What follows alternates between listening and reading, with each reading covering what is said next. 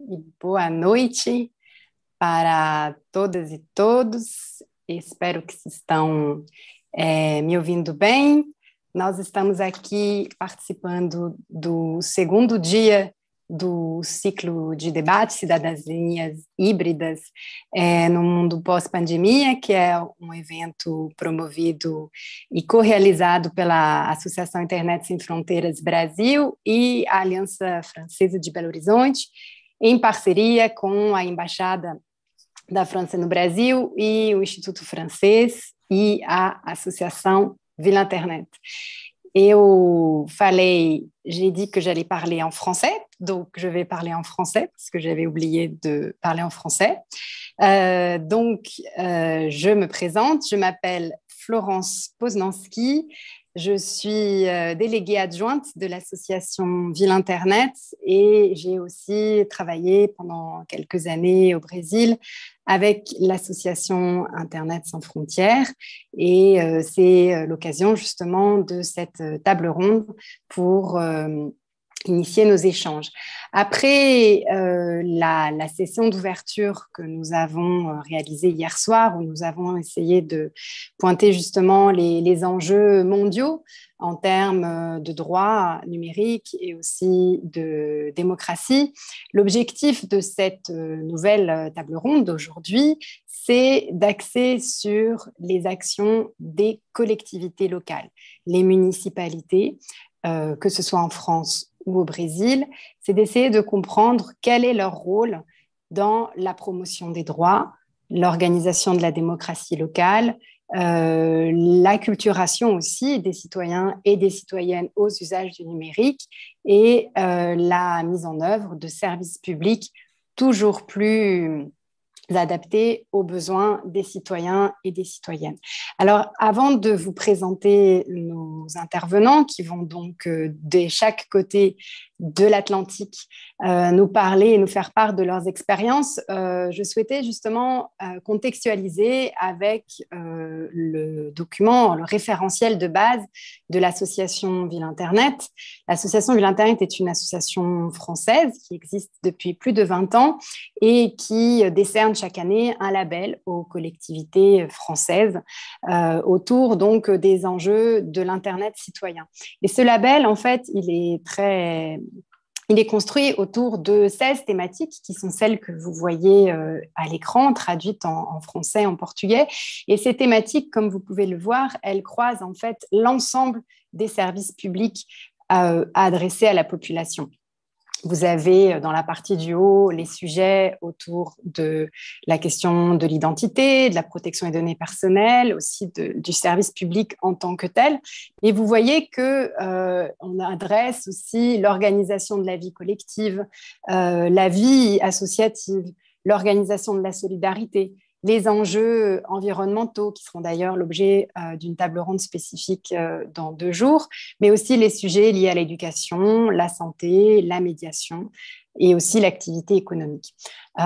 Et donc, c'est autour de l'ensemble de ces enjeux que les collectivités locales, les municipalités et aussi les intercommunalités sont invitées donc à se saisir de l'enjeu du numérique et de le traduire dans les politiques publiques qu'elles mènent au quotidien. Et donc, c'est de cela que nous allons parler aujourd'hui, ce soir, pour ceux qui sont en France et cet après-midi, pour ceux qui sont au Brésil, en compagnie donc de 4 intervenants et intervenantes que je vais présenter les uns après les autres et ensuite qui vont donc justement introduire cet échange et vous aurez également la possibilité de poser des questions en fin d'intervention. Alors, je vais donc les présenter avant de leur donner la parole. Nous aurons donc la participation ce soir de Margarida Salomão, qui est maire de la ville de Juiz de Fora, une ville dans l'état du Minas Gerais de un peu plus de 500 000 habitants. Elle a aussi été députée fédérale et lorsqu'elle œuvrait à la Chambre des députés, elle était particulièrement active sur les sujets des télécommunications et aussi de l'université. Bonsoir Margarida, boa noite. Nous serons ensuite en compagnie également de Cristiane Serpa. Cristiane est directrice adjointe au développement économique dans la ville de Belo Horizonte, la capitale de l'État du Minas Gerais. Et elle est aussi vice-directrice aux affaires stratégiques et aux investissements à la ville de Belo Horizonte. Et donc, elle nous parlera de l'expérience de Belo Horizonte. Bonsoir, Cristiane. Boa noite, Cristina. Bonsoir, boa tarde. Bonsoir, Cristiane, qui a dit qu'elle allait accompagner nos échanges en français, puisqu'elle parle couramment le français. Et bravo à vous. Également depuis le Brésil, cette fois-ci depuis l'État de São Paulo, nous allons également présenter donc Paulo José Lara, qui est chercheur. Il a travaillé pendant de nombreuses années sur la mise en œuvre de lois municipales de protection des données personnelles, et donc c'est de cela que nous allons parler avec lui. Il est actuellement directeur et coordinateur du programme des droits numériques dans l'organisation internationale Article 19 pour la région du Brésil et l'Amérique du Sud. Bonsoir, Paulo José,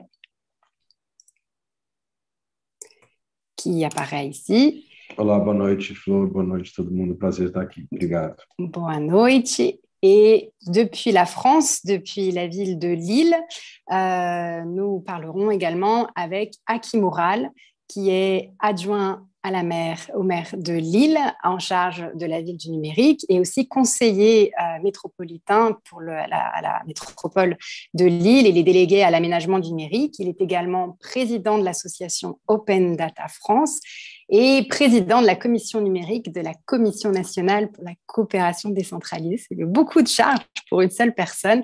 Bonsoir Hakim et bienvenue parmi nous dans cet échange. Bonsoir à vous. Et malheureusement, je n'ai pas votre talent. Je ne sais pas parler parfaitement portugais. Voilà. Et donc, c'est pour ça merci de m'accueillir.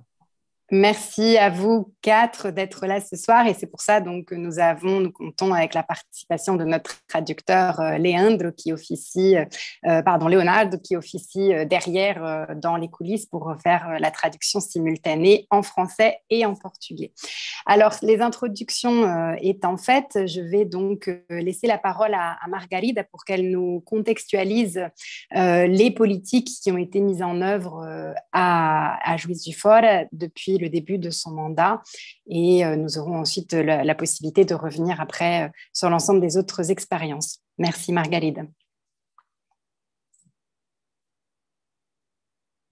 Bom, em primeiro lugar, eu quero falar da minha satisfação enorme de estar aqui compondo esse painel, de reencontrar a Florence tanto tempo depois.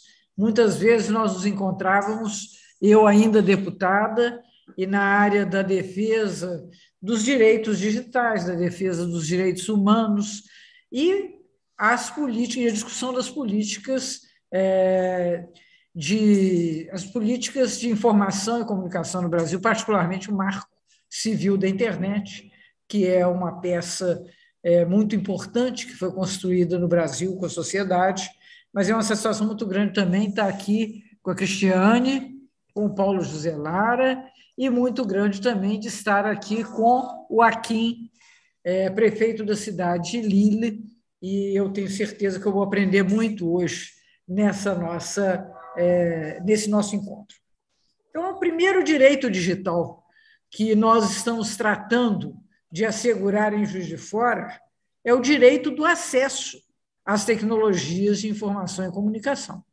Como uma cidade do Sudeste brasileiro, a área urbana de Juiz de Fora é bastante bem coberta de infraestrutura de acesso à internet, o que não quer dizer que as pessoas todas tenham acesso por razões de desigualdade, de oportunidades, de dificuldades econômicas. Então, particularmente agora, nesse período da pandemia, na área de educação, nós tivemos que lidar com um problema enorme, que era a impossibilidade dos estudantes acompanharem as atividades educacionais remotas, porque, mesmo quando dispunham de computador ou de celular, que hoje no Brasil é praticamente uma parte do corpo, mas as pessoas não tinham acesso à internet, não tinham condições de adquirir programas de dados que lhes dessem velocidade para fazer essas coisas.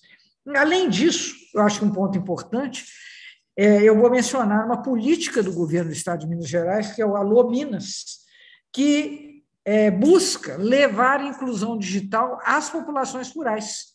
Porque, embora a cidade de Juiz de Fora, a imensa maioria da população tenha acesso à internet, porque é disponível como oferta de serviços pagos, mas na área rural, nem mesmo que a pessoa se disponha a pagar, você não tem esse modo não tem jeito de ter acesso, e aí é um grande problema, não apenas por conta de dificuldades na área econômica, na área da saúde, mas eu diria que hoje, aqui em Juiz de Fora, nós contamos com a Embrapa Gado de Leite, que desenvolve programas muito interessantes de embarque de tecnologia nas práticas rurais, inclusive da rural, même dans la petite économie de l'agriculture familiale.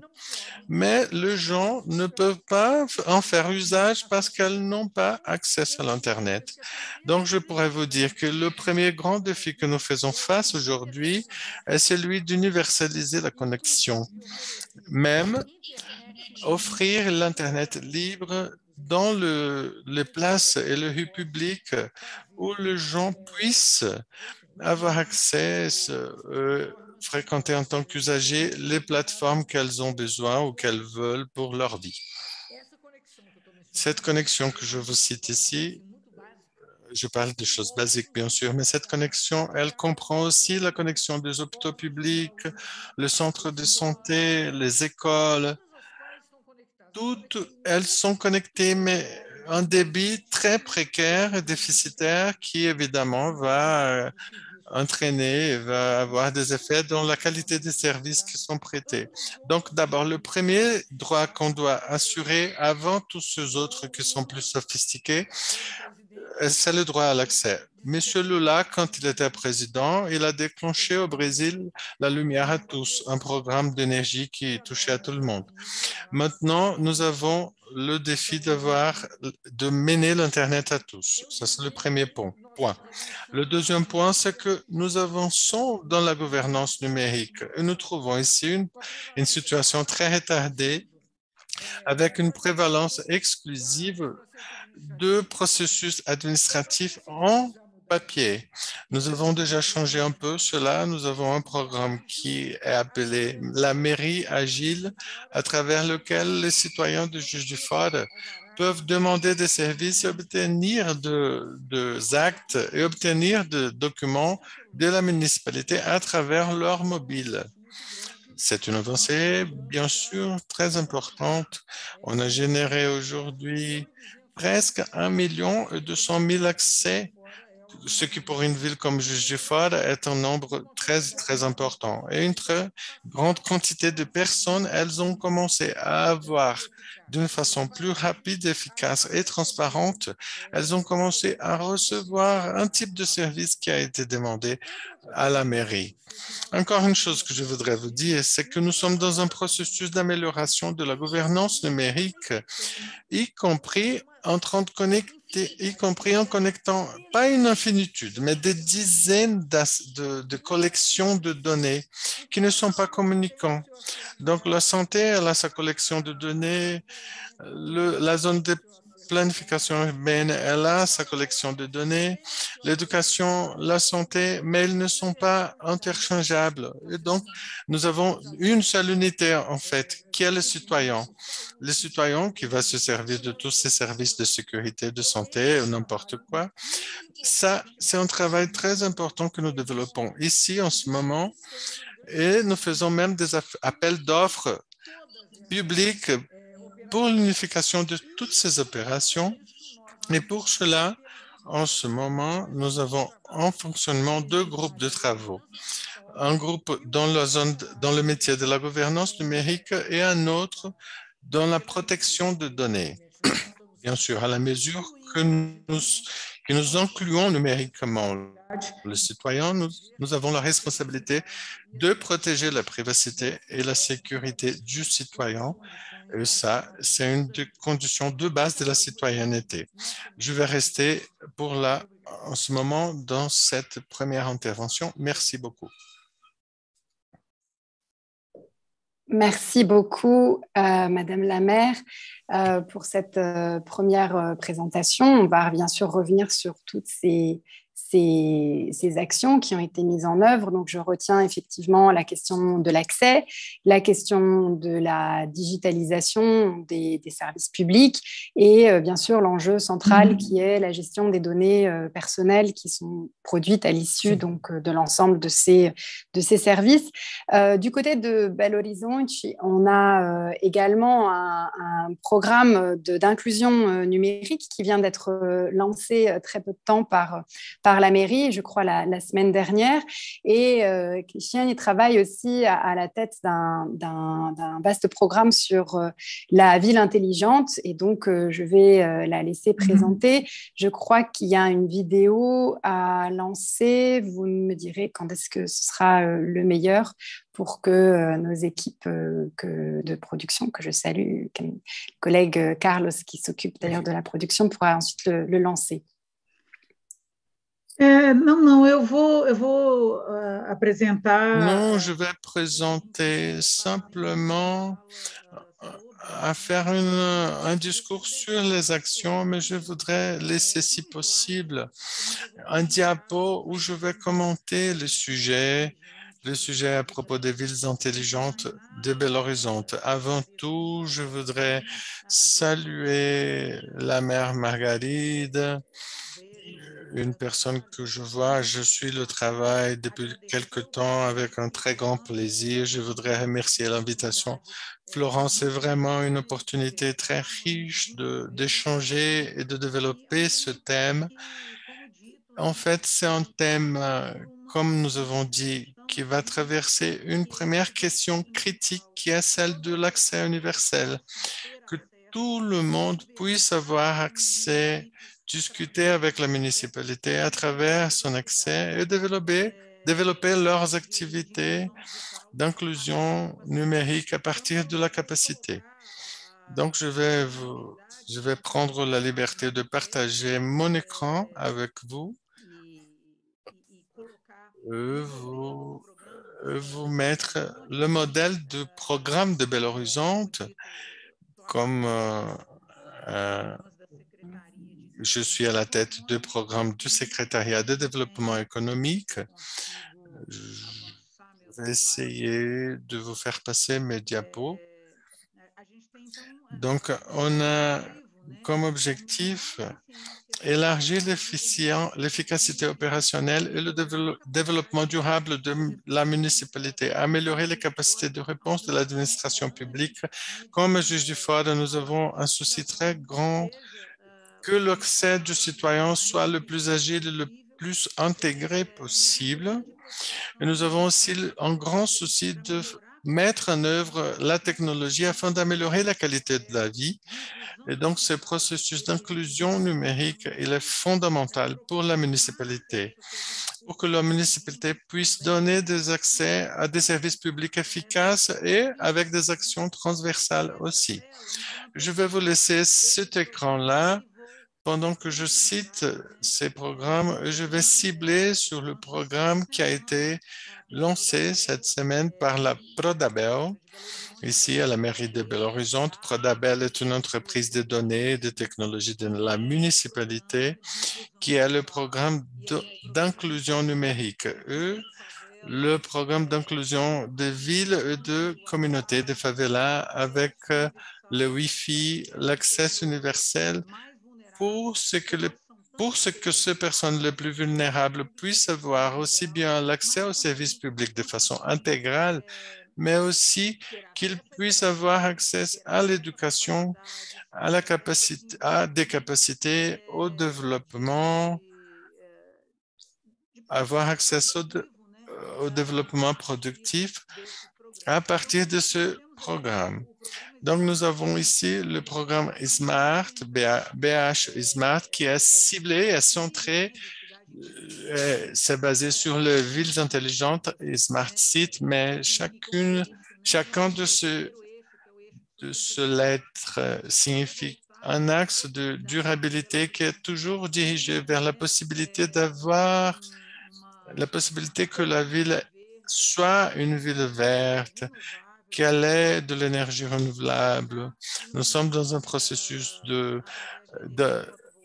d'utiliser l'énergie photovoltaïque dans les écoles, dans les immeubles publics de la municipalité, étendre la qualité des services de propriété urbaine et donc en train d'améliorer ces processus de propriété urbaine dans toute la ville et en train d'assurer, bien sûr, l'éducation à la durabilité auprès des écoles, les écoles qui sont des responsabilités de la municipalité sont de l'enseignement fondamental, même si nous avons 2 écoles du lycée qui sont responsabilités de la mairie, et le développement aussi de combattre les pragues dans la municipalité. Nous avons une bio-usine qui travaille exactement dans cette logique d'action intégrée et naturelle dans le combat aux pragues qui vont toucher les plantes, les arbres de parcs des villes. On va créer donc des coccinelles qui sont des alternatives naturelles pour combattre ces problèmes. Le deuxième axe est l'axe de la mobilité. Et là, nous avons aussi bien le centre d'opération intégré qui va surveiller toute la ville et permet d'identifier des zones à risque des pluies. Belo Horizonte est une zone qui subit beaucoup les effets des pluies en général. C'est une ville vallonnée qui subit un grand impact des pluies. Cette surveillance, elle va se passer à travers l'administration de la ville, même la mobilité urbaine, l'accès des personnes aux autobus et à toute cette capacité. Nous avons l'éclairage public à travers le LED. Nous avons eu plus de 26 000 points qui ont été changés à l'éclairage à LED pour améliorer la sensation de liberté et de sécurité de transiter dans les voies publiques, le transport public aussi, qui cherche à générer une qualité plus grande dans le transport public, ce qui est toujours un défi très grand pour les municipalités. Récemment, on a eu un prix de sécurité pour les femmes dans le transport public, un programme aussi d'accès numérique où il y a un bouton qui va discuter directement avec les gardes à travers les applications pour les risques de n'importe quelle menace, harcèlement aux femmes dans le transport public urbain.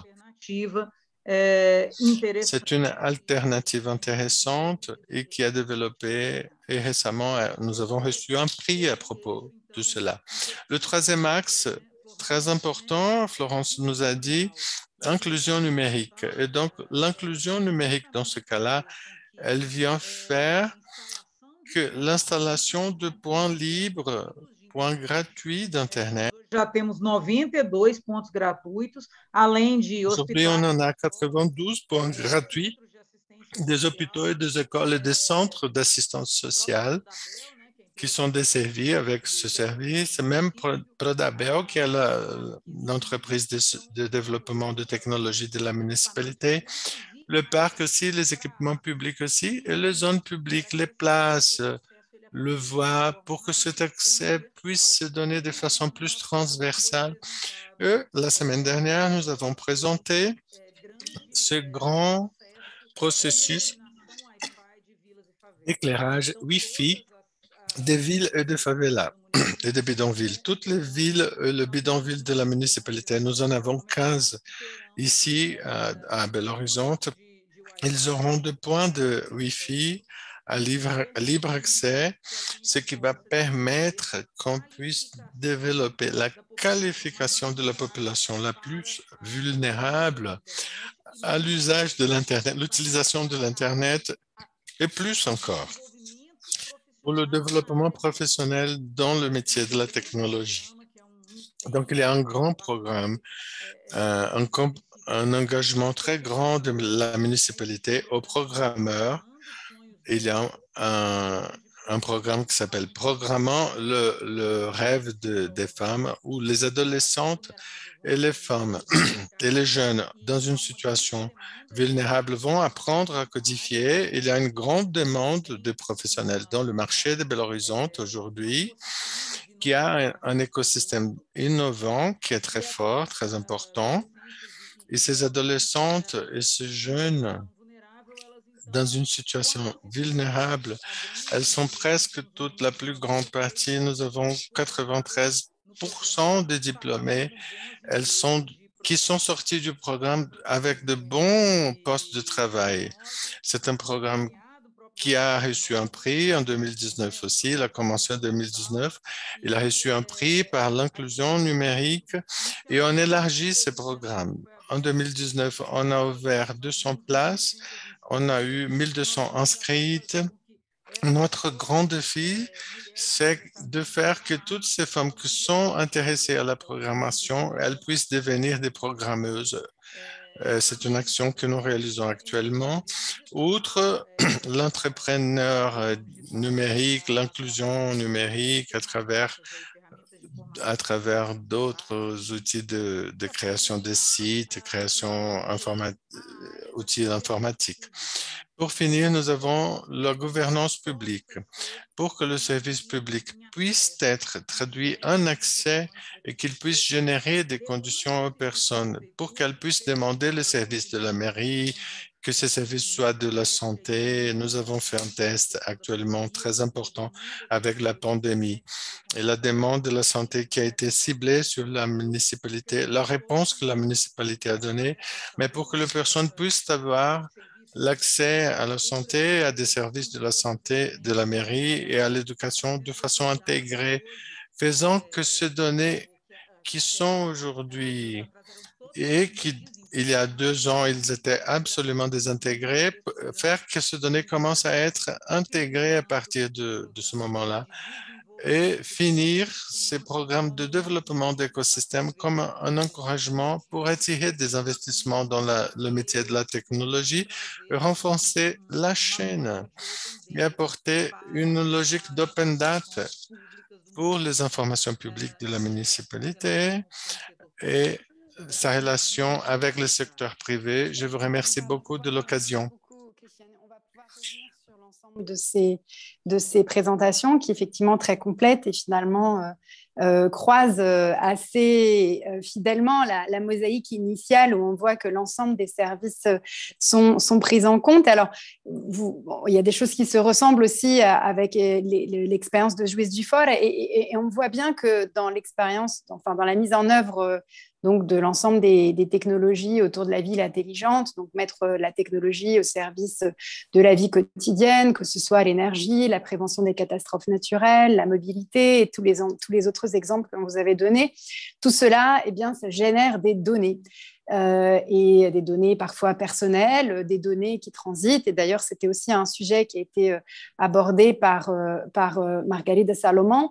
Et c'est pour ça, effectivement, que eh bien, la préoccupation sur les données personnelles augmente depuis déjà une décennie et que donc on va pouvoir se pencher sur la question avec Paulo José Lara parce que dans le cadre de ses activités de recherche, il a pu accompagner un certain nombre d'expériences qui d'ailleurs certaines ont pu voir le jour, de lois municipales de protection des données personnelles justement qui visaient à créer le début d'une organisation autour de ce que faire de ces données et je lui laisse donc la parole.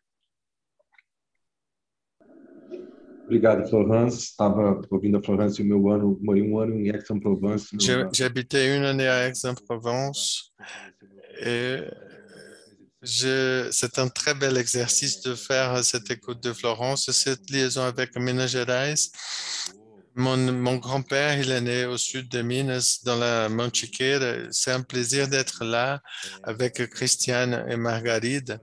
L'idée de ma présentation, c'est mettre en contexte notre travail avec l'essai de mettre en place de lois de protection de données au sein de la municipalité et pointer aussi quelques problèmes rapportés à la technologie et à la question des municipalités qu'à notre avis, se présente de façon très le coordinateur, comme Florence a présenté, du programme de droit numérique de l'article 19, qui est une association qui agit pour la liberté.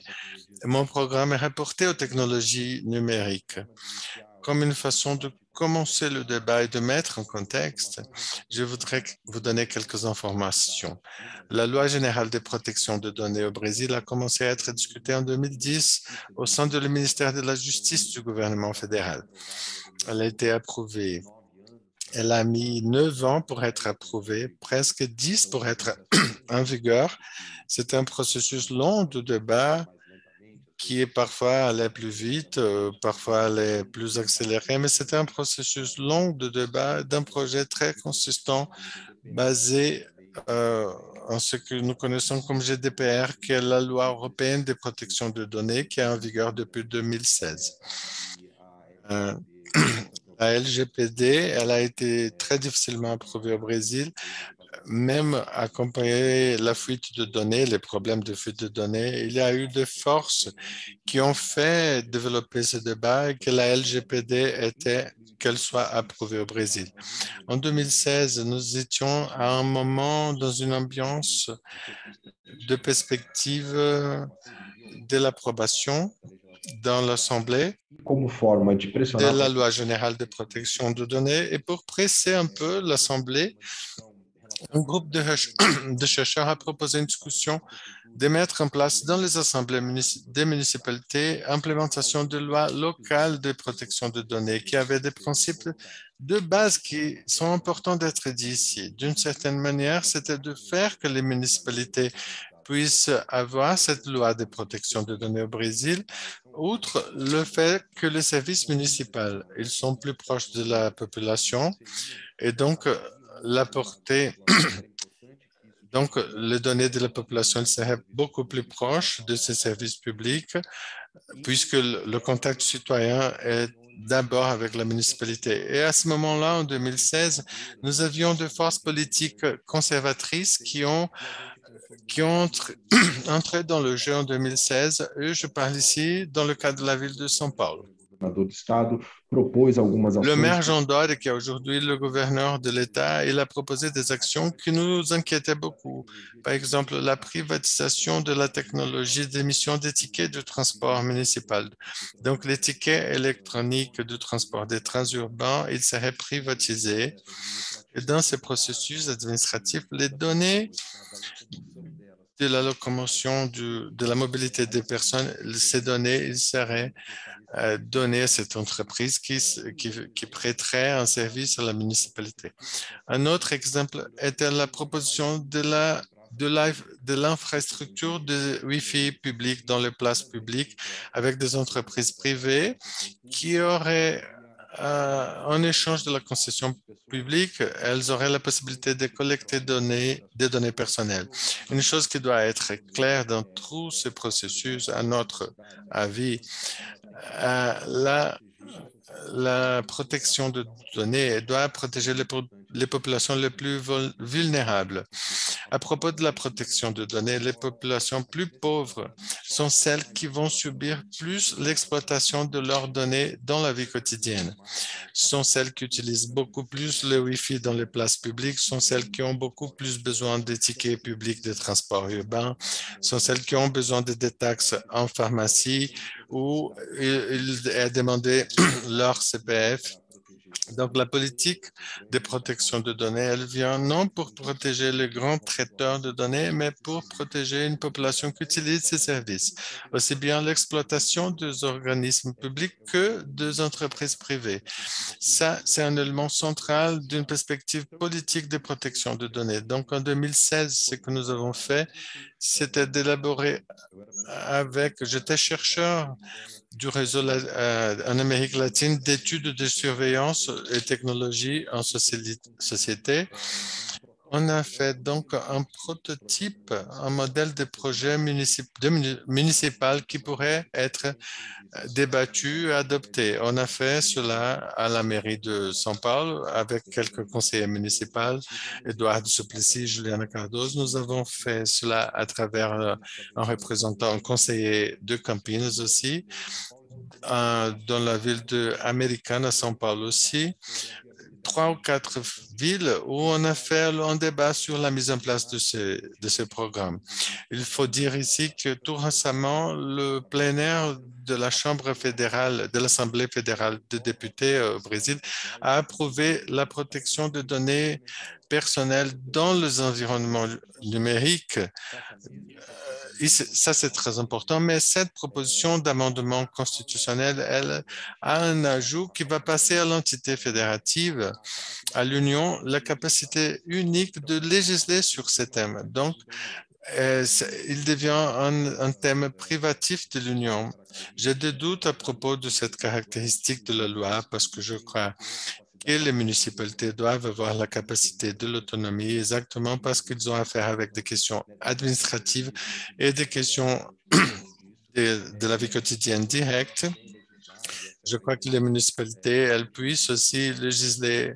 Lorsqu'on a fait ce débat à propos de loi municipale pendant l'année de 2016, on a fait une série de débats.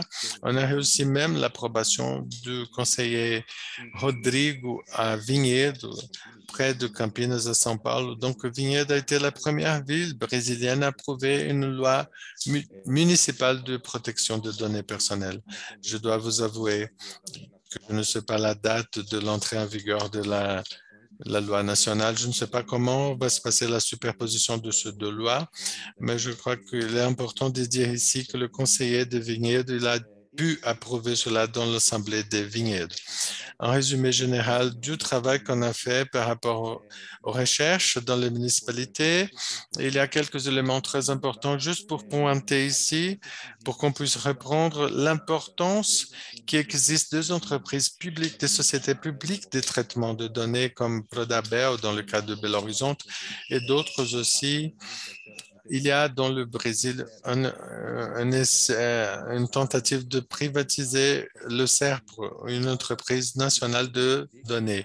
Donc, on veut défendre que, comme les données, ce sont des éléments stratégiques, il faut renforcer les entreprises publiques, même au niveau municipal. Je crois que je suis arrivé à mon temps, mais je peux laisser pour plus tard. Je peux voir que le préfet Hakim est là. Merci beaucoup, Paul José. Effectivement, c'est aujourd'hui le nerf de la guerre, la question des données personnelles, que ce soit pour les protéger ou que ce soit d'ailleurs aussi pour les mettre en avant, puisque du coup, les données personnelles sont aussi, enfin, les données, non pas les données personnelles, les données publiques, les collectivités sont aussi des supports importants justement pour alimenter la démocratie. C'est pour ça d'ailleurs que Hakim Moural préside aujourd'hui l'association Open Data France. Et alors justement, si on traverse l'océan vers la France, on se retrouve avec un contexte qui est peut-être un petit peu différent sur la question de la proportion des personnes qui ont accès à l'Internet en tant que tel, c'est-à-dire accès à l'outil numérique, la possibilité de se connecter sur une plateforme, que ce soit un ordinateur ou un téléphone portable. Mais on voit que l'enjeu de l'inclusion numérique, surtout lorsqu'on arrive dans certains quartiers, reste entier. Et on l'a vu d'ailleurs avec l'impact de la pandémie. Et donc, je propose de laisser la parole à Monsieur Hakim Moural pour qu'il puisse nous donner le retour justement de la situation et des actions qui ont été mises en œuvre par la métropole européenne de Lille, qui est une membre historique de l'association de l'Internet également, et que vous puissiez justement réagir par rapport aux actions qui ont été mises en œuvre dans les différentes collectivités qui ont présenté à l'instant. Merci beaucoup Florence d'abord pour l'invitation, puisqu'elle est pour nous très importante. Remercier Madame le maire, chère Margarita, Christiane et Paolo pour les propos qui rejoignent en fait ce qui est l'essence même de notre action sur le territoire de la métropole. c'est-à-dire de mettre l'humain au cœur de notre stratégie, c'est-à-dire l'accès aux services, ne laisser aux personnes au bord de la route et surtout faire du numérique un progrès social pour faire société de la manière la plus durable possible. D'abord, sur le sujet des données personnelles, je crois il n'y a pas de démocratie dans la vraie vie, dans le monde physique, et une démocratie moindre dans le monde numérique. Donc, les données personnelles, le respect de la vie privée, la dignité humaine, ce sont des choses sur lesquelles il ne faut jamais tergiverser. Et donc, l'enjeu de la protection des données, et notamment ce qu'on a pu faire en Europe sur le RGPD, est un enjeu stratégique fondamental sur lequel, évidemment, on essaye de ne jamais tergiverser. Le deuxième élément, c'est effectivement la stratégie du territoire. Mon territoire, il a d'abord vécu, comme beaucoup de territoires qui ont dû subir des problématiques sociales, a d'abord vécu un engagement sur la question économique. Il nous a fallu faire du numérique une chance pour le travail. Et donc, on a très vite lancé deux choses. C'était la connectivité, vous l'avez évoqué sur le Wi-Fi public. Moi, je l'évoque sur la partie plutôt connectivité d'aménagement numérique, c'est-à-dire le fibrage du territoire, l'aspect connexion de tout à chacun. Le deuxième élément, ça a été les formations pour nos jeunes, qui a été un vrai enjeu de notre territoire sur le numérique, c'est-à-dire faire des formations de tout niveau, des niveaux de jeunes qui n'étaient pas qualifiés, donc avec des formations dites pour les décrocheurs, donc des formations sans diplôme et qui permettaient d'avoir des métiers dans le web marketing, des métiers dans les réseaux, le métier de développeur. Et ça, c'est pour nous essentiel, pour faire en sorte que le numérique soit une chance pour le développement économique, mais surtout le développement de l'emploi. L'enjeu du développement aussi de nos sites d'excellence, qui a été un enjeu important. Nous avons développé des sites d'excellence qui avaient une vocation à faire émerger des startups en moment où il fallait les protéger, les faire émerger et travailler sur l'idéation de leurs projets jusqu'à l'accélération pour les emmener sur le marché international. Et enfin est arrivé l'enjeu du numérique dans la société. Faire en sorte que le numérique soit un enjeu d'abord politiquement favorable, c'est-à-dire développe la partie démocratique avec son rôle de régulateur, de permettre de faire de la transparence publique, d'accompagner des enjeux de co-construction, de co-design de l'action publique avec les citoyens. Ça a été le travail effectivement sur l'open data et j'ai le plaisir en France de présider cette belle association et d'amener la data, par la data, d'amener une capacité à tout à chacun de pouvoir apporter sa pierre à la stratégie territoriale que nous menons, nous les élus, sur le territoire. Mais l'enjeu le plus important qui est encore devant nous aujourd'hui, c'est la question de la médiation numérique. Je pense que ce qu'on partage outre-Atlantique ensemble, c'est vraiment l'enjeu de faire en sorte qu'on ne laisse personne au bord de la route.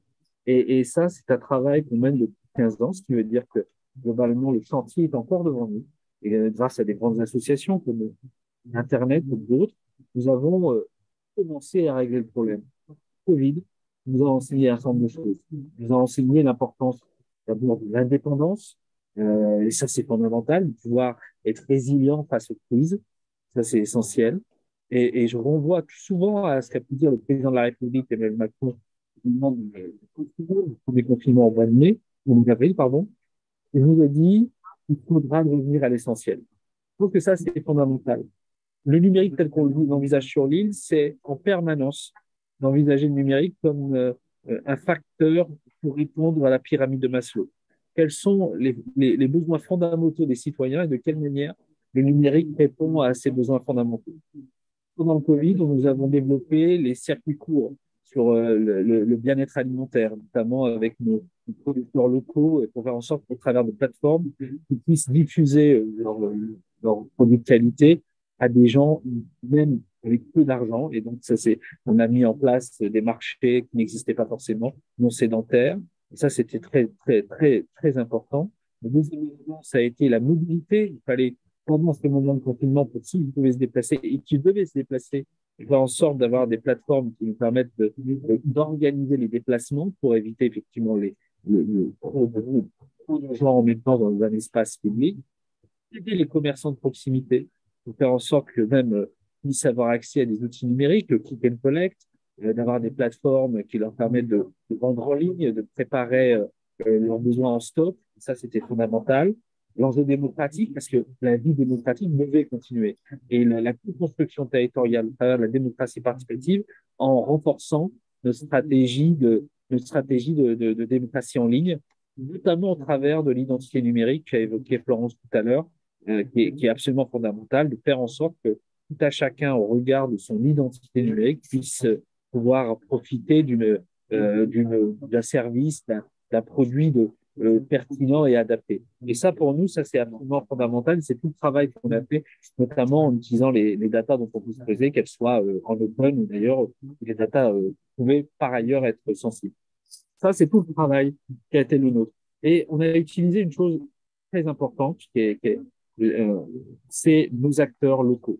Ça a été les acteurs locaux qui ont permis de faire une chaîne de solidarité pour aller chercher du matériel pour nos familles les plus fragiles et faire en sorte qu'elles puissent disposer de matériel pour que les enfants continuent à aller à l'école, pour que les gens puissent continuer à travailler, que les étudiants puissent continuer à étudier. Et ça, c'était fondamental.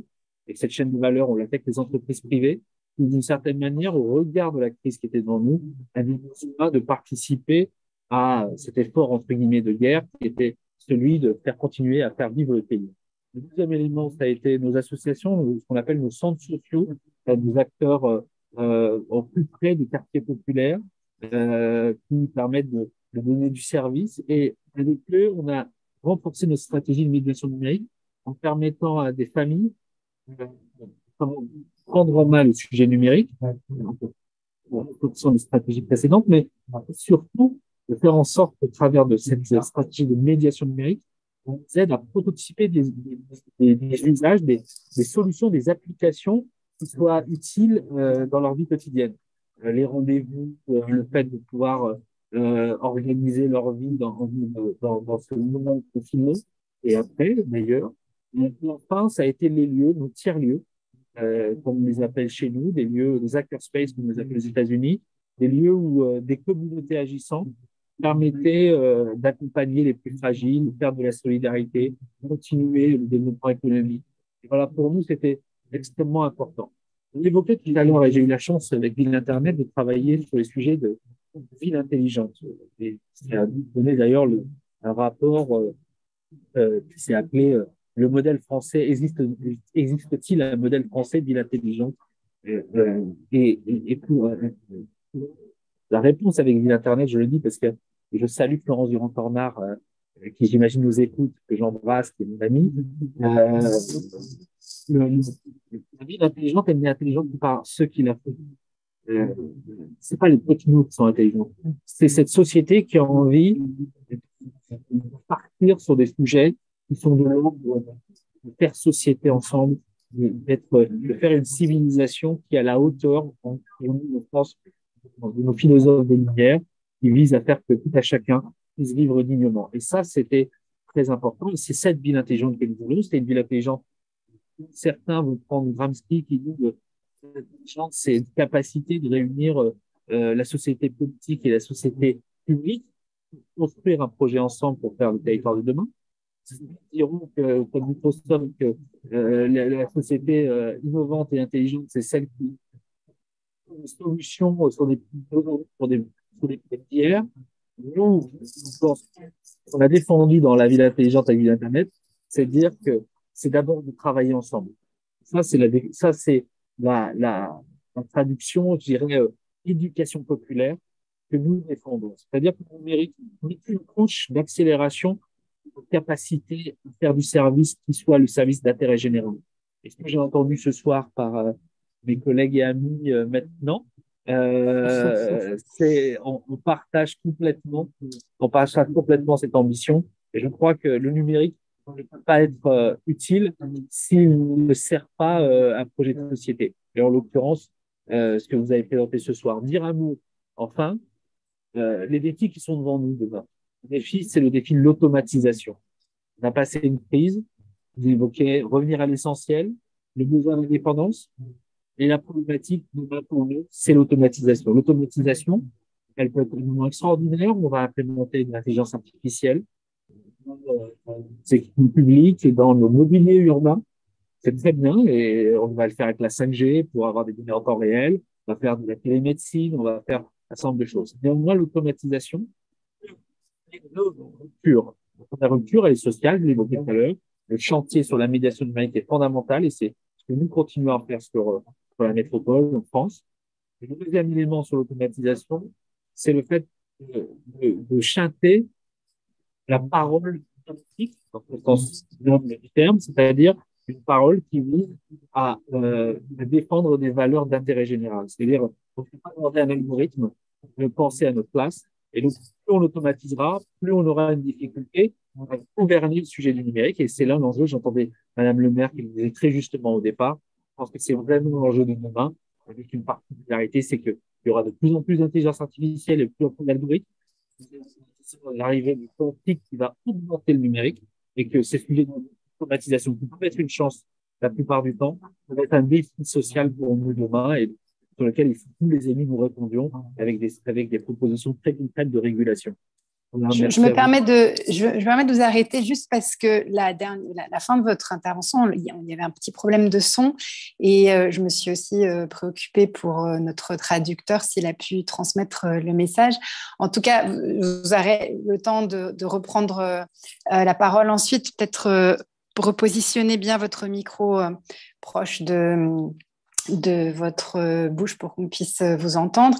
Je note que même de l'autre côté, depuis l'île où il fait un petit peu froid, vous avez déjà pris l'esprit brésilien de l'amitié collective et je vois que c'est tout à fait une complémentarité importante. Et alors, effectivement, la question de la ville intelligente faite à partir des besoins des citoyens et non pas à partir des options, des opportunités technologiques, c'est un des éléments centraux. Alors, vous avez tous les uns et les autres fait des interventions, certains en exposant presque complètement vos positions. Je vous propose de revenir tous ensemble sur des prises de parole chacun et chacune, puisque je pense que vous avez toutes et tous des choses à réagir. J'en profite pour rappeler que l'État du Minas Gerais et la région des Hauts-de-France sont reliés par une coopération décentralisée.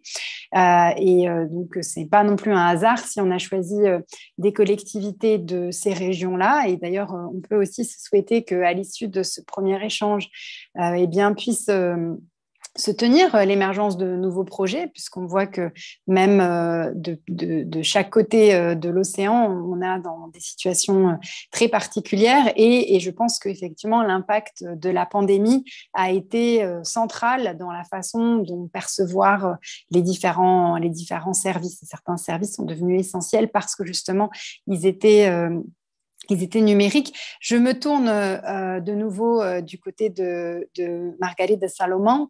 Est-ce que justement, vous avez commencé à évoquer les différents chantiers et surtout en termes de gouvernance, vous avez parlé justement de ce projet de gouvernance numérique où justement doivent siéger l'ensemble des acteurs, puisque pour faire du numérique, il ne s'agit pas simplement d'être des pouvoirs publics, l'ensemble des acteurs se saisissent et justement lorsqu'on réfléchit à une ville intelligente, on réfléchit à une ville intelligente où l'ensemble des personnes peuvent faire du numérique une richesse émancipatrice. Donc, comment par rapport à ce qui a été présenté, vous vous positionnez et qu'est-ce qui vous permettrait peut-être d'avancer à Juiz de Fora suite à cet échange? Olha, primeiro, Florence, mais uma vez. D'abord, Florence, encore une fois, ici, parce que tout ce que j'ai entendu ici, elles ne sont pas simplement inspiratrices, mais elles illustrent aussi la différence de standards où nous nous trouvons. Moi, à Juiz de Fora, je suis encore dans une étape de dissémination de l'utilisation des technologies numériques, qui est une chose. Et bien sûr, cette universalisation, elle a besoin d'être immédiatement présidée par les soucis qui ont été établis ici. D'abord, la protection des données personnelles. qui est un élément critique de notre vie contemporaine. Même cette situation et ce thème très bien soulevé par Joaquin Arap, parce qu'une ville intelligente, elle n'est pas une ville qui dispose de l'Internet de choses. Elle est une ville où les gens peuvent utiliser l'intelligence d'une façon plus démocratique et plus inclusive. En fait, comme un élément du bien vivre, qui est exactement ce que nous avons ici en tête. Je voudrais citer ici, au passage, qu'en tant que député fédéral, j'ai participé du débat de la loi générale de protection de données qui a été votée au Brésil, apportée par le député Orlando Silva. Et je voudrais dire la grande difficulté que nous avons eue jusqu'à la période où elle a été votée en 2019, à cause des intérêts contraires des institutions financières. Un élément très distinct dans le débat qui a été fait, cet élément, c'était le pouvoir du lobby des institutions financières qui avaient un très grand souci des données protégées pour que données protégées puissent générer moins de profits. Je crois qu'il est important de dire ici. Aussi, il est très important, c'est que on puisse voter ici une loi municipale de protection de données personnelles. Dans une ville comme la nôtre, une des aires qui sont plus en risque en conditions publiques de mobilité, bien sûr, sécurité, caméras disséminées par toute la ville, qui alimentent les centres de surveillance qui ne sont pas toujours gérés de la façon la plus démocratique, au moins avec de moins de préjugements. Et outre le soin, parce que nous sommes le créancier d'une multitude de données personnelles, tributaires, fiscales, sanitaires, qui sont en fin de compte disponibles de ce point de vue. Pour faire de Juiz de Fora une ville intelligente, nous cherchons aussi la dissémination de ce hotspot, tout particulièrement dans les zones de plus de vulnérabilité sociale, cherchant la littératie numérique de ces jeunes, parce qu'ils seront les travailleurs qui, dans leur vie, vont utiliser ces technologies à n'importe quelle circonstance. Aujourd'hui, c'est une condition vitale très importante de s'intégrer dans le travail d'une façon plus émancipée, autonome. Encore une chose, la question de la production culturelle qui aujourd'hui utilise aussi les moyens numériques comme de façon non seulement de production, mais aussi de diffusion par streamers, etc. Et nous avons élu ici comme un axe structurant du développement de notre ville l'économie créative. Donc, sans doute, sans aucun doute, l'accès aux moyens numériques, ils sont vitaux, il est vital, pardon, pour cela. Je comprends aussi, pour finir, que la gestion dans les territoires, elle peut être bénéficiée par la disponibilité des moyens numériques pour même favoriser la participation sociale. Bien sûr, nous avons les plein-air présentiels que nous aimons beaucoup, mais aussi nous pouvons élargir les conditions de délibération sur la vie de la ville à travers de grandes manifestations et même de débats qui puissent être faits de façon non présentielle, de façon éloignée. Les assemblées numériques, elles sont aujourd'hui très utilisées. Cette année, nous les avons beaucoup utilisées pour la production aussi du budget de la ville avec la participation populaire. Considérant que les technologies d'information et de communication, elles constituent un bien commun, je comprends qu'une société démocratique, elle doit s'en emparer et non être harcelée et prise par elle. C'est tout au contraire. C'est exactement s'en emparer, investir pour que cette condition soit une condition d'amélioration de la vie et non de la devenir dépendante des agents mercantiles, eux qui n'ont pas de bonnes intentions, je suis sûr, là. Ici, je finis mon intervention. Merci beaucoup. C'est fou comment on arrive justement à Si vous croiser m'entendez, des sujets monsieur, en passant de la participation citoyenne, la question culturelle, comme vous l'avez évoqué. Alors, si on revient sur l'expérience de Belo Horizonte, on avait justement cette vision globale aussi des actions. Vous avez parlé, Christian, des sujets, par exemple, de l'accompagnement des femmes à l'entrepreneuriat à travers l'apprentissage du codage qui justement renvoie à ce que, par exemple, en France, on retrouve aussi avec l'expérience des Fab Labs où on a des acteurs qui peuvent donc apprendre à se servir des différents outils pour justement que ça devienne une issue pour une activité économique et pour une forme de prise de participation réelle dans la société. Je trouve que c'est effectivement intéressant de voir comment tout cela se traduit. Est-ce que vous avez d'autres éléments, réactions à ce que vos collègues ont pu adresser? Hakim, j'ai un problème pour vous traduire en portugais. C'est juste à propos de votre microphone. Si vous pouvez le déblazer, enlever du blazer. Je voudrais remercier le discours de Paul, le discours d'Hakim, cette question du soin avec les données et l'importance des données au niveau sous-national, qu'il y a quelque chose qu'on est d'accord. La Prodabel, elle fait un travail important dans ce processus et dans ce processus d'universalisation aussi de l'accès. C'est pas une entreprise de procédure de données, traitement de données, pardon, mais qui a passé aussi à soigner à veiller pour l'inclusion, veiller sur l'accès à la technologie et à ces programmes de qualification digitale, qualification numérique pour programmer, etc. Il est très important aussi. Et comme Akin a dit, à qui je félicite ici par la participation, l'importance qui est que faire de les Smart City une ville intelligente aux personnes, pour le citoyen.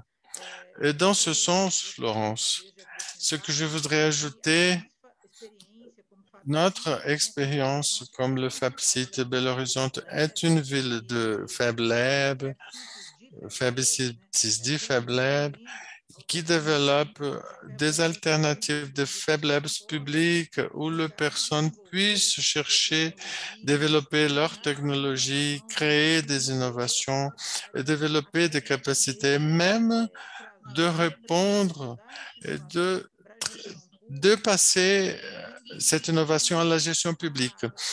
Ça, c'est le grand défi qui est celui d'apporter les sociétés, les entreprises du métier de l'éducation ou de la technologie. Nous avons ici dans la municipalité une série qui va du Google à d'importants touristes qui sont représentatifs au Brésil, comme le Max 1000, 1, 2, 3 et d'autres, comme plusieurs entreprises qui sont rapportées à l'audiovisuel et à la production technologique de l'audiovisuel, faisant une interface avec ce qui a été dit par la mère Margaride, l'importance de l'économie créative et toute l'importance que l'économie créative a pour l'écosystème durable de la municipalité, au développement durable. C'est un des plus grands défis. C'est pour cela que le secrétariat de développement économique est toujours très engagé à apporter le secteur privé à ce mouvement d'accès, ce mouvement de travailler, les données open data, open technology, pour l'accès du citoyen, pour qu'il puisse être vraiment universel et pour qu'il puisse transborder, être dépassé dans toute la ville. Parlons de cette logique d'inclusion productive, le besoin et l'engagement qui est fait actuellement pour permettre aux entrepreneurs des villes et de favelas et des zones de vulnérabilité de la ville puissent vendre de façon numérique, vendre en ligne et accéder d'autres zones de la municipalité, soit par les applications, soit par les outils de réseaux sociaux qui seront développés et parallèlement, la municipalité pourra travailler dans des foires, des localisations et dans des zones où ils puissent commercialiser, créer une densité économique aussi, de renforcement des activités de ces régions qui sont plus vulnérables. C'est quelque chose qui est un grand défi, sans doute, et est un défi que nous poursuivons et que de son côté, la pandémie a accéléré le besoin de faire de cela plus distribué et plus public possible. Les Fab Labs sont importants et les universités, elles sont critiques dans ce processus des Fab Labs ouverts. Aujourd'hui, nous avons 3 Fab Labs, des entités privées qui sont ouvertes d'accès au public, outre celui de la Prodabel. Et là, je mentionne l'université Newton Paiva, le groupe Anima et la ISVOR de la Fiat qui agissent aujourd'hui dans la Belo Horizonte, la ville de Belo Horizonte, dans la logique des Fab Labs ouverts, permettant l'accès de la municipalité à toute cette technologie qui entoure ce Fab Lab. Je remercie l'occasion d'être ici avec vous, qui sont si qualifiés et qui ont des idées si convergentes. Merci beaucoup pour cette deuxième intervention. On parlait justement de la question des données personnelles. On sait que c'est devenu aussi un enjeu de convoitise économique. En France, nous avons eu, par exemple, beaucoup de collectivités qui, pendant la pandémie ont fait l'objet d'attaques cybernétiques et on a vu que ces attaques se sont multipliées justement auprès de collectivités dans une situation où parfois elles se sont retrouvées sans la possibilité d'opérer et de gérer leurs services, d'autant que l'ensemble de leurs données étaient rassemblées dans un seul serveur et que parfois, justement, sans les mesures de sécurité adéquates, l'utilisation, en fait, pouvait devenir dangereuse et convoitée, du coup, par certains hackers ou donc cybercriminels. Est-ce que je me tourne vers vous, Paolo José. Est-ce que vous voyez un pendant en fait entre cette question de l'utilisation des données, à la fois dans la possibilité de la mettre en ligne pour qu'elle soit transparente, de protéger ces données personnelles et en même temps de permettre une maîtrise totale de la part des collectivités dans une forme de souveraineté de cette collectivité où elle puisse justement avoir le contrôle total sur le choix de ces données. Comment vous l'analysez d'un point de vue général sur cet aspect-là? Muito interessante. Obrigado, Florence, e parabéns aí. Très intéressant. Merci, Florence. Félicitations à mes collègues de la table. De très belles interventions. La question de l'autonomie de données, elle est très importante parce que comme nous observons un monopole et une concentration de services numériques de façon générale. Aujourd'hui, nous avons les sigles GAFAM, le groupe Amazon, Facebook, Apple et Microsoft, qui sont de gros rassemblements de concentration de données et des services que nous utilisons. Il faut avoir des mouvements pour qu'il y ait une décentralisation et en même temps la quête d'une autonomie technologique de la part des différents pays, surtout ceux du Sud global. Nous avons besoin de comprendre comment l'Internet fonctionne, où sont les concentrations de ces serveurs et de ces services, pourquoi ces grandes entreprises de technologie entrent si fortement dans les services d'éducation brésiliens en remplaçant les services des secrétariats d'éducation municipale des États et des universités fédérales dans des projets stratégiques. Au Brésil, nous perdons particulièrement la poussée de la constitution d'une infrastructure technologique autonome qui nous permette d'être propriétaires de notre destin en ce que concerne le développement technologique.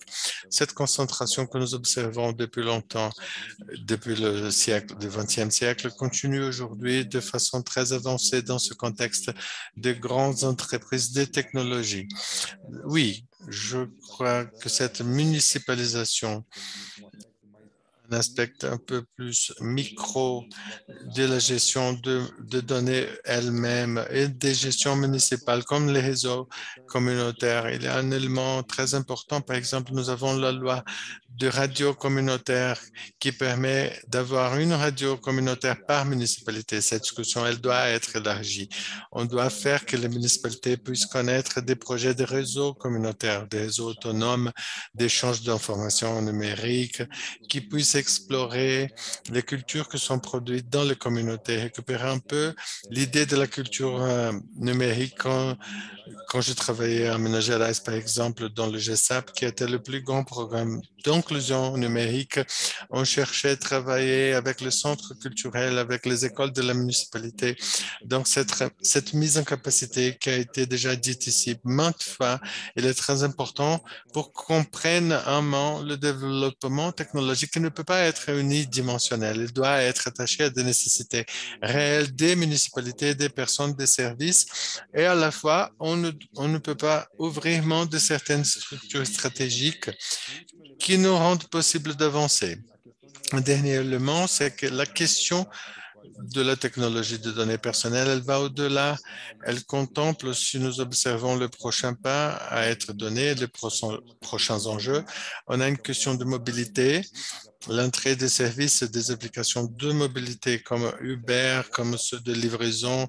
Ils vont établir un problème très grand de la relation entre la technologie et le travail et qui va avoir des conséquences pour la municipalité. On écoute toujours dire, par exemple à São Paulo, on dit que les personnes de Osasco, qui est une ville à côté, ils viennent travailler en Uber ici dans la ville. Ces zones métropolitaines où nous avons ces problèmes de registre et de communication, type comme municipal de services numériques, vous avez des contrats d'administration qui ont besoin de transparence et adoption des technologies des smart villes qui ont besoin de transparence. Et dans ce sens-là, je vais finir ici. Je crois que on doit se pencher sur l'idée de la technologie, qu'elle est fondamentale, l'appliquer selon la réalité, mais ce qui va nous guider à cette application est vraiment la participation de conseils, des associations, des municipalités. Ils doivent être engagés avec leurs problèmes et découvrir quelles sont les solutions où les technologies peuvent être présentes dans la vie réelle, dans leur réalité sociale spécifique. Élargir la capacité de la municipalité de pouvoir agir en contact de façon transparente et participative avec sa population. C'est très important, non seulement à l'application faisable de technologies, mais aussi pour la création de cette citoyenneté, comme Margarita a parlé de littératie numérique, tout cet exercice de citoyenneté qui viennent de ce lieu, de ces territoires où les personnes puissent participer de la vie collective. Je ne sais pas si c'est bien ça. Je vous remercie déjà. Félicitations pour le panel. Peut-être qu'il y aura... poser leurs questions juste après. Je me tourne vers Akimura une deuxième fois. C'est vrai qu'on a parlé du numérique comme un espace justement qui permet de rapprocher la société de ses pouvoirs publics. En même temps, on sait qu'il peut y avoir certains biais complexes et d'ailleurs, vous en avez parlé sur les sujets de médiation où parce que justement, on ne voit plus directement les citoyens et les citoyennes, on en voit certains sur les applications et sur les services, et puis un certain nombre finalement qui disparaissent de la vue des pouvoirs publics et on ne sait pas, on a l'impression qu'ils sont connectés, mais peut-être qu'ils ne sont pas et se créent des fractures effectivement qui sont de plus en plus complexes et je pense que d'un pays comme de l'autre, vous avez aussi ces expériences. Peut-être terminer sur un point qui pourrait être intéressant, qui pourrait ouvrir aussi à une réflexion à la suite de cette rencontre. Vous présidez la commission numérique de la commission de la coopération décentralisée. C'est beaucoup de commissions. Et donc, c'est la commission numérique dans la commission. Mais justement, qu'est-ce qui est possible de faire dans une perspective de coopération décentralisée autour du numérique entre des collectivités? Oui, d'abord, merci de m'avoir invité encore une fois, parce que c'est vraiment un plaisir de pouvoir échanger avec des gens qui, et il faut le dire, dans ce monde qui est un peu compliqué parfois, qui partagent nos valeurs. Dire d'abord que, je le disais tout à l'heure, je sais pas si, donc on a un doute sur le fait qu'on m'ait bien entendu, c'est qu'il y a d'abord encore un défi pour éviter les ruptures sociales, au travers de la question de l'automatisation et notamment le fait qu'on implémente de plus en plus de technologies, on implémente des couches d'intelligence artificielle qui automatisent, on implémente des nouvelles technologies. Dans 10 ans, on aura le quantique qui va augmenter encore la vitesse de calcul et derrière la régulation publique, le fait d'orchestrer avec des critères, avec une lisibilité, une transparence notamment des codes sources des algorithmes, sera de plus en plus compliqué. Et donc, on a un enjeu vraiment d'accélération qui est devant nous, avec le chantier de la médiation et de l'inclusion numérique qui est loin d'être terminé. Et c'est pour ça que moi, je me bagarre en France, notamment sur les moyens qu'on met dans la capacité à éduquer les populations sur le sujet du numérique. On est loin de là. Je vous invite à regarder les chiffres de nos commerçants de proximité qui sont extrêmement perdus devant l'outil numérique, qui ne se digitalisent pas. Et voilà. Donc ça, c'est la première chose. La deuxième chose, dans la commission nationale de coopération décentralisée, le job qui a été le nôtre, c'est de se dire que sur notamment la question de l'open data, qui est d'abord un enjeu de valeur autour de la question de la transparence publique, de la co-construction de l'action publique, mais aussi du fait de pouvoir rendre lisible ce que peut être l'activité d'acteurs publics, d'acteurs politiques, était pour nous fondamentale. C'est un acte démocratique extraordinaire. Ce n'est pas évidemment la partie technologique qui est de l'ordre de l'agrégation de la data pour la revaloriser et l'utiliser pour faire des applications. Elle est très importante, mais elle n'est pas fondamentale. La partie fondamentale est celle-là. Et donc, dans le cadre de la Commission nationale de coopération décentralisée, et dans le travail qui a été le nôtre, avec notamment Vine-Internet, je le rappelle, ça a été de se dire il nous faut créer des passerelles. Il faut des passerelles parce que en dehors de nos frontières, de nos pays, de nos continents, il y a des humains, on l'a évoqué depuis le début, qui d'une certaine manière méritent tous de pouvoir profiter des mêmes chances de protection qu'amènent les régulations d'un pays ou d'un autre, notamment le RGPD, ça a été évoqué, mais ce qui se passe aussi au Brésil est très bien. Mais les batailles sont toujours à mener puisque les technologies évoluent, ça s'accélère, je l'évoquais à l'instant. Ça, c'est une première chose sur la Commission nationale de coopération décentralisée. Le deuxième sujet, c'est la question de la formidable expérience que certains pays ont parce qu'ils ont dû être résilients face à l'arrivée des puissants GAFAM dans leur vie quotidienne, avec une problématique on ne sait pas ce qu'on fait de mes données, ça se revend, voilà. Il faut qu'il y ait une maîtrise de tout ça. Et donc, cet enjeu d'acculturation, de compréhension et de gouvernance est un sujet qui doit dépasser les frontières de nos pays. Je souhaite vraiment qu'on l'affirme au moment de la présidence française de l'Europe dans quelques jours. En tout cas, nous y militons, mais surtout que dans le cadre des coopérations décentralisées, que ce soit des sujets qui transcendent notre action commune. Et donc, on affirme que la dignité humaine, quel que soit le pays, elle s'impose même dans le monde du numérique. Voilà, c'est un peu ce que je voulais vous dire en vous remerciant de cette invitation qui me fait chaud au cœur. Merci beaucoup. Je vois que vous-même, vous êtes en itinéraire. J'espère que vous allez réussir à arriver à bon port. Madame Margarida Salomon a dû nous quitter. Elle a été prise par un autre rendez-vous. Elle nous a demandé, de bien vouloir l'excuser. Je ne sais pas s'il y a des questions parmi les intervenants et les intervenantes ou bien parmi les personnes qui nous écoutent. Si oui, vous pouvez lever la main ou bien même vous exprimer. Et alors, je sais que la première question, c'est toujours la plus complexe. Je vais laisser quelques instants encore d'intervention et sinon, je vais peut-être en termes d'ouverture et de conclusion vous proposer à ce qui reste de pouvoir exprimer un mot de conclusion. On a à Ville Internet, ça fait 3 ans qu'on réalise tous les ans, on invite les élus locaux qui ont cette délégation du numérique à se réunir en congrès, le congrès national des élus au numérique, où justement ils réalisent une motion qui est ensuite remise au gouvernement. Et en fait, cette motion, elle a pour vocation de synthétiser les principales attentes qu'ont les élus. Et donc, cette année, les élus ont travaillé sur cette motion. Ils ont identifié 4 axes. La question de l'impact environnemental du numérique, la question de la médiation, justement, de la lutte contre la fracture numérique, le rôle central des collectivités dans la gestion de cette politique publique numérique et enfin la souveraineté. Et donc, on l'a abordé tous ensemble, peut-être en guise de conclusion avec une phrase. Je vois que parmi les personnes, tout le monde a l'air particulièrement satisfait par les interventions et qu'il n'y a pas de questions.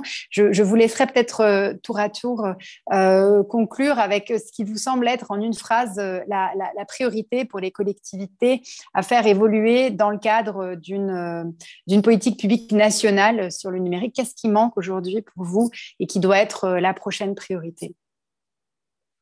Christiane, et je vois que vous êtes présente si vous voulez prendre la parole. Bom, eu acredito que acesso Je crois que l'accès universel de qualité avec une Internet de qualité pour que les personnes puissent développer aussi bien professionnellement qu'individuellement, qu'elles puissent se développer.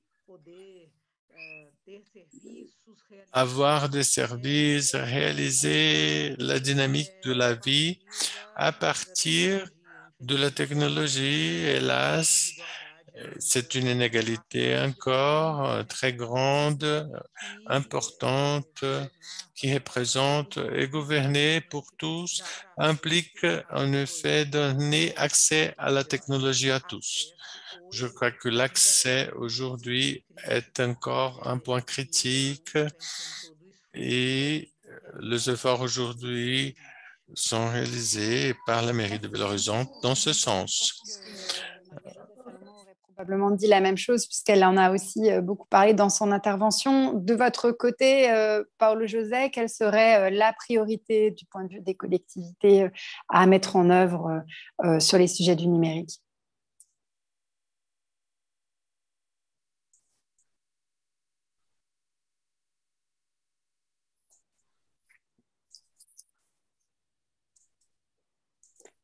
Alors, est-ce que Paolo José nous entend ? Est-ce que Paolo...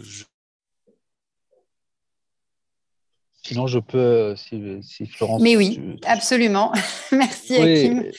Oui, non, le temps que Paolo nous rejoigne, non, vous dire, pour ma part, l'enjeu principal, il est vraiment et ça a été dit à l'instant, mais on va le répéter parce que plus on le répétera, plus ça deviendra une vérité absolue, c'est qu'il ne peut pas être une technologie aussi prégnante dans notre société qui soit un progrès. Et pour que ce soit un progrès, il faut que ça puisse permettre à la société de grandir. Cette société ne peut pas grandir si des enfants, des femmes, des hommes se retrouvent au banc de la société parce qu'elles ne comprennent pas dans le monde dans lequel ils vivent. Ça, c'est la première chose. La deuxième chose, c'est que le défi qui est le nôtre sur le numérique, c'est aussi le défi climatique. c'est la compréhension que le numérique, ce n'est pas seulement des usages, c'est la construction, c'est une industrie, c'est des équipements qui aujourd'hui demandent énormément d'empreintes carbone et donc il y a une régulation à faire. C'est aussi une industrie de production qui parfois peut générer des inquiétudes environnementales et sociales, notamment sur les terres rares. Et enfin, c'est un sujet de bonne pratique pour faire du numérique aussi un acte de responsabilité environnementale. Et donc ça, c'est aussi une culture à mener qui est compliquée à l'ère de la frénésie technologiste. Il faut avoir la technologie au bon niveau, là où elle permet de faire évoluer la société vers plus de durabilité, de solidarité et aussi sans aucun doute de connectivité.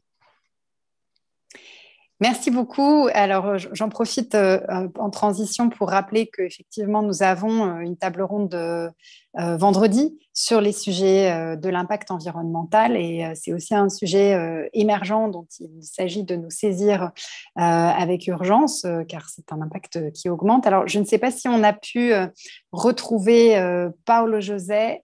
Je ne sais pas s'il nous entend. Oui, le voilà. Parfait. Eh bien, je ne sais pas si vous avez pu entendre. Je voudrais vous proposer en guise de conclusion que vous puissiez nous pointer ce qui, selon vous, est la priorité actuellement pour les municipalités à mettre en œuvre pour garantir justement l'ensemble des choses dont nous avons parlé ce soir. Certo. Obrigado, Florence. Desculpa, eu tive que sair aqui. Uma pessoa no escritório passou mal. Merci Florence, j'ai dû m'absenter. Une personne qui a eu un malaise, j'ai dû m'absenter un tout petit moment. Mais je remercie ici, je m'excuse. Je crois qu'avec une phrase, c'est comme je finis ma dernière contribution. Renforcement du processus de participation, des processus participatifs. Même dans la confection des types de technologies et de solutions technologiques que nous avons besoin pour régler nos problèmes. Je crois que juste la participation active, transparente et la ciblée sur la résolution des problèmes réels d'inégalité, de distribution de revenus et de citoyenneté, c'est ce qui fait que les technologies ne sont pas seulement applicables, mais passent aussi à être dessinées pour être adéquates aux problèmes que nous observons. Les technologies, elles ne sont pas seulement numériques. Il y a des technologies traditionnelles importantes qui rendent compte aussi de la vie collective de façon brillante aussi.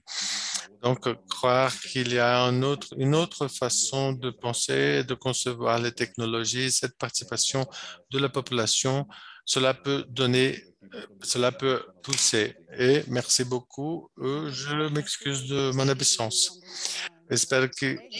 Merci à toutes et tous. Je pense qu'effectivement, avec la question à la fois de l'accès, de l'inclusion numérique, de la prise en compte responsable et de la participation citoyenne, on a une bonne feuille de route devant nous pour travailler encore pendant de nombreuses années en espérant que effectivement tout cela puisse se concrétiser.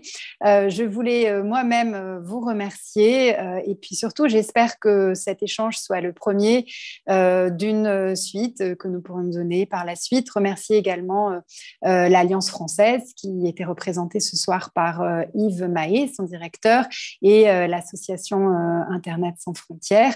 Et pour celles et ceux qui souhaitent continuer à participer de nos échanges, on se retrouve demain à la même heure, 16h30 heure du Brésil et 20h30 heure de France, pour parler cette fois-ci d'éducation. Ça a été évoqué d'ailleurs par certains et certaines d'entre vous, la place du numérique dans l'éducation, à la fois pour faire justement des citoyens en mesure de participer et en même temps pour s'assurer que l'éducation puisse continuer à multiplier son rôle en se servant des outils numériques, mais en gardant sa souveraineté qui est d'éduquer d'une façon universelle.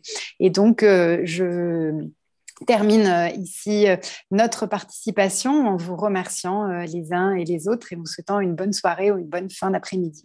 Au revoir.